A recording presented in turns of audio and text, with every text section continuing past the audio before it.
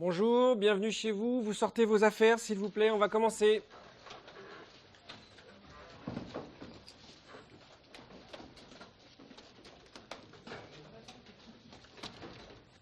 Eh bien, Paul, tout le monde est prêt. On t'attend.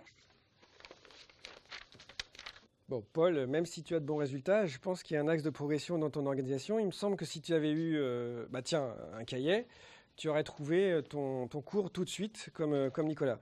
Justifie-nous ton choix d'un cahier. J'ai pris un cahier parce que les cours sont rangés directement à la suite, pas besoin de retrier après, derrière. De plus, j'ai calculé, pour 100 feuilles de cahier, on obtient 122 feuilles de classeur, ce qui est plutôt économique. Alors, il y a d'autres défauts au cahier. Je vais te montrer lequel, par exemple. La colle.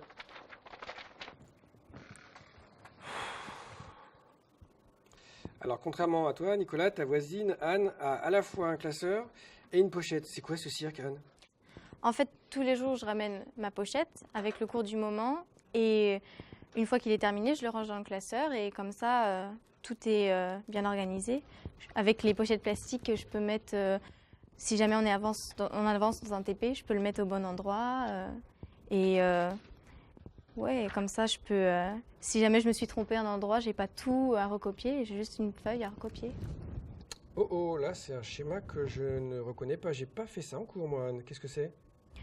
C'est un schéma bilan, c'est pour récapituler tout le chapitre et comme ça, ça m'aide à avoir une vision d'ensemble et j'ai même incorporé des éléments du chapitre précédent et ouais, ça m'aide pour bien voir le lien entre les choses et les étapes.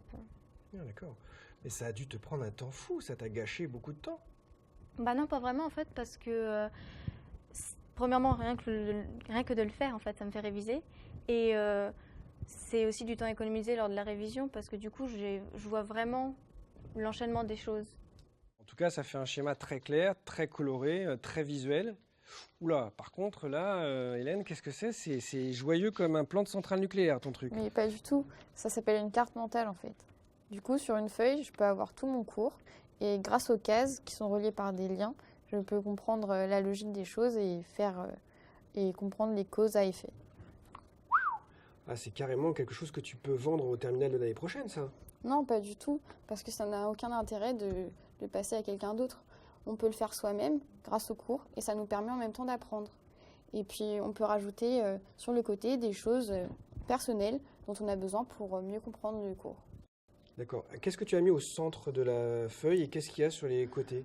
En fait, le centre part toujours du sujet principal et autour on construit avec les sujets secondaires pour mieux comprendre le cours. D'accord, donc c'est un document personnel. Oui, c'est ça.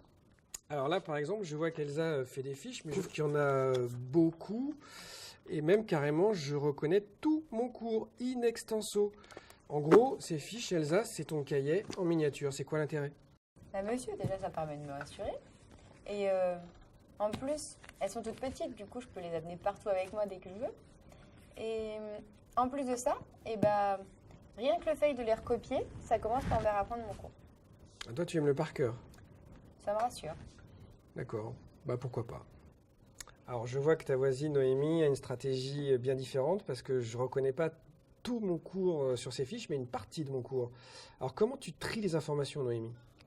Je prends tout ce qui est important, par exemple tout ce qui est définition, les mots-clés. En SVT aussi les schémas, parce que c'est super important pour comprendre tout le fonctionnement.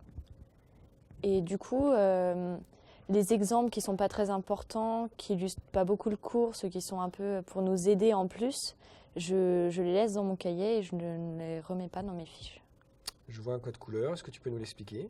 Tout ce qui est en rouge, c'est les mots-clés, ce qui est important. Après, j'ai un code couleur pour les titres, grand titre, sous-partie et encore sous-sous-partie. Et après, ça dépend des matières où on change de code couleur. Par exemple, pour l'histoire, le vert, c'est les dates et les chiffres. En SVT aussi, en physique, c'est les formules. Voilà. D'accord, je vois que dans ton tri, tu as gardé le plan. C'est important pour toi, le plan? Le plan, c'est super important. Par exemple, pour l'histoire géo, je fais des fiches qu'avec le plan pour avoir les grandes idées et pour après apprendre plus en profondeur. D'accord, donc c'est le cadre du cours qui t'aide. Oui. Bien, Fiches, cahiers, classeurs, carte mentale, j'ai tout vu. Ah, non, ça, je ne sais pas trop ce que c'est. Qu'est-ce que c'est que ça?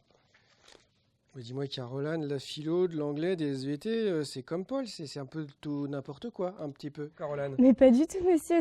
Ça s'appelle un trieur. Donc j'ai toutes mes matières dedans, donc le début de chaque cours. Et en fait, c'est rangé par chapitre. Donc une fois que j'arrive à la maison, quand le chapitre est fini, je le repose dans un classeur. Donc c'est pas du tout le chaos, c'est rangé. Donc il y a une organisation au lycée et une organisation à la maison. Oui, par contre, il faut faire attention à ça. Mais sinon, oui, c'est ça. D'accord.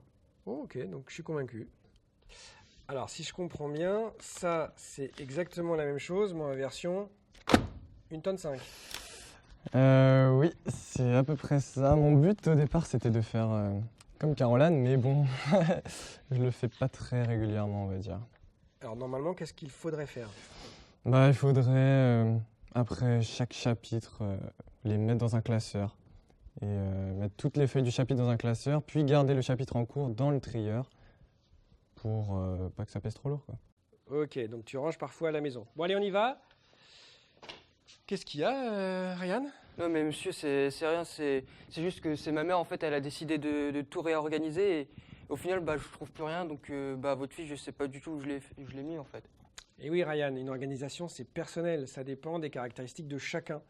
Et si c'est ta mère qui range tes cours, alors c'est ta mère qui passe le bac à ta place.